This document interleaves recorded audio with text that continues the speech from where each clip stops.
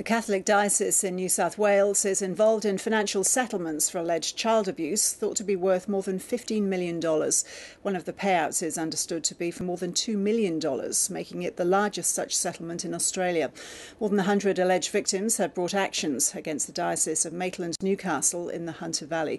Lawyer John Ellis from David Begg and Associates has been involved in negotiating many of those settlements, and he joins me now. So, John Ellis, first of all, how many cases have you settled and how many are ongoing?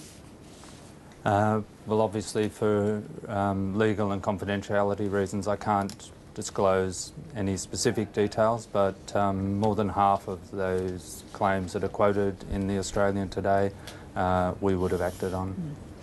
And what can you say about the nature of the alleged abuse? Well, we've dealt with all sorts of abuse in the diocese, from what might be termed relatively minor to the most serious sorts of abuse that you could imagine. And how many alleged perpetrators were involved? There's been 8 separate perpetrators involved in the claims that we've dealt with. We're aware of some other perpetrators that other lawyers and that claims have been brought directly against the diocese in relation to. Each of the perpetrators that we've dealt with were responsible for multiple abuse, and most notably one of those perpetrators was operating in the diocese over at least 4 decades. And what offices did they hold? Were they priests? Most of the perpetrators were priests.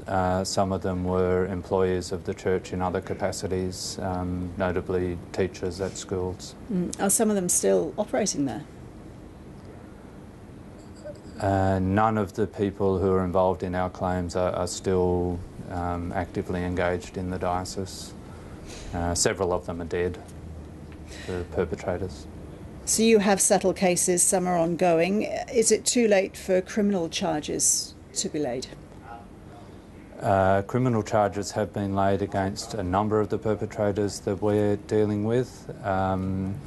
It, in general, is too late for criminal charges against the other perpetrators because they're either dead or have been judged by the police and prosecutors to be not in a fit state to plead to the claims. You say in some of the alleged cases the alleged abuse was going on for some 4 decades. Does the size of the settlements that we're talking about give the alleged victims some sense of justice?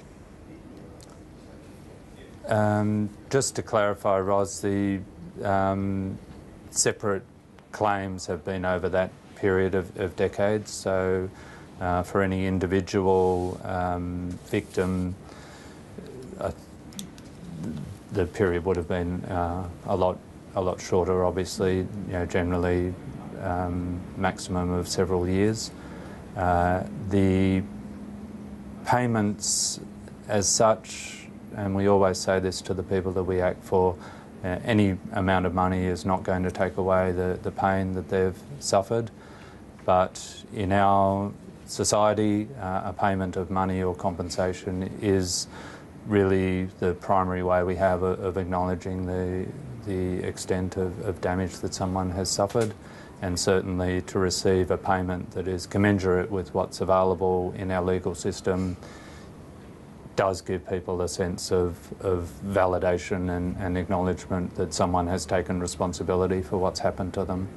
Because I must say, for none of these people, despite what they've been told over many years, does any of the responsibility come back to the victim.